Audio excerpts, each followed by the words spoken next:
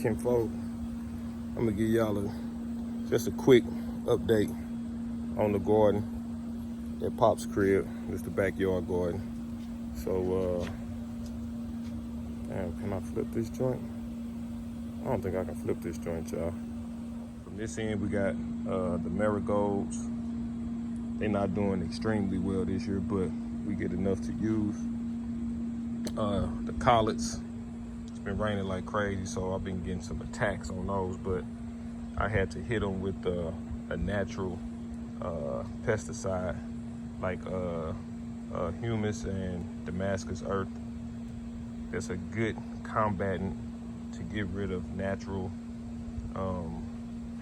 leafy green and herb predators. Then I have the nasturtiums. As you see, they popping out. They doing better since I was able to keep some of the ground pests under control. And these are good for teas, even decorative flowers for desserts and edibles and things of that nature. And then we have the Swiss chard.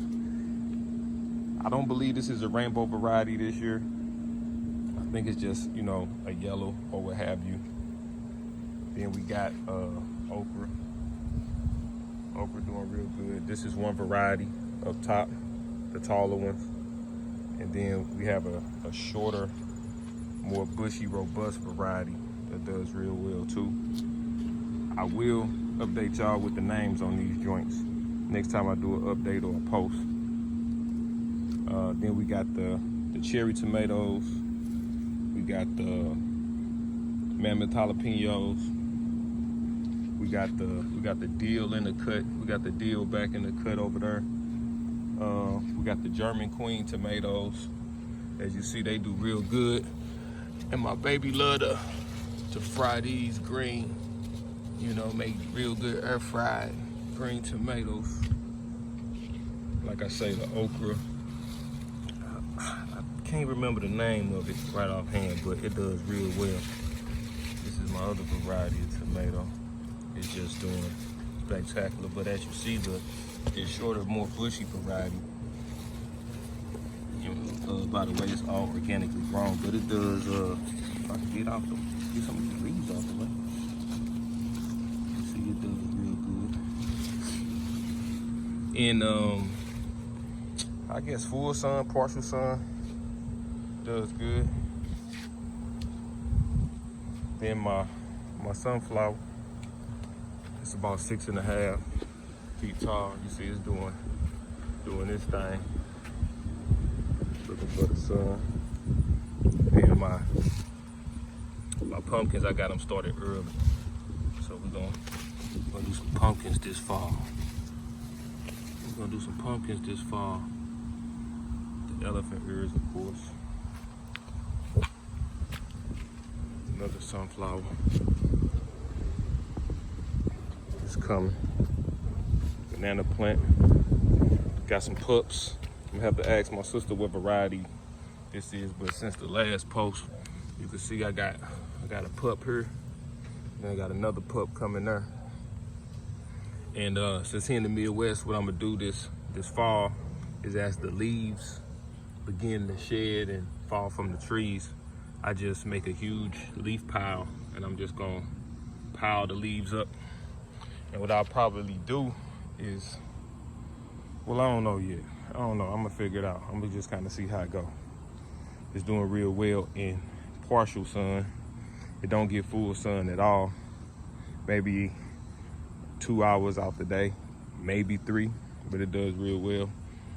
As well as the elephant ears, which are bulbs. So I'll top those, take the bulbs out, or leaf compost them up top, right? So the elephant ears doing good. And then I got my zucchini squash back here. And as you see, I got some hiding back there. Zucchini squash. And by the way, this is one plant covering like a 10-foot bed. I have chard in here somewhere, as well as nasturtiums and marigold. You can see the nasturtiums they ain't doing too good because the zucchini covering up pretty much everything. Looking real strong, so I got some zucchini plants back here. I just gotta find them. But see, I got flowers. Ooh, there go a huge one. Look at that sucker. Ooh, that sucker huge. Check him out. Good grief. Yeah, I'm gonna have to get him up off of there. There goes some shard back there, but yeah, just a quick update. Keeping y'all posted. Letting y'all know I grow everywhere I go. And if you got questions, drop them in the comments. You got some feedback, drop them in the comments, you know, and we'll go from there. Oh, there go a red German too. Check him out. Get him up off of here. This one right. Been on there a little too long. Look like he be fishing in something. I'm gonna have to see what mineral that causes this mineral deficiency. It has to be a mineral deficiency. So there it is, y'all. See the okra looking good. And catch y'all on the next one. All right, so kinfolk, this is the greens that I'm growing in pots.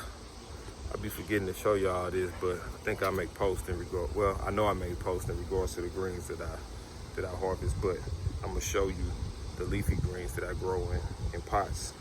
All right, so here go the leafy greens that we grow in pots from the arugula, the endive. We got a mixture over here too. Leafy, no, that's salad bowl lettuce. Salad bowl lettuce, the arugula, you see it's a little mature, and then we got more endive. And this is more than enough for the household. More than enough.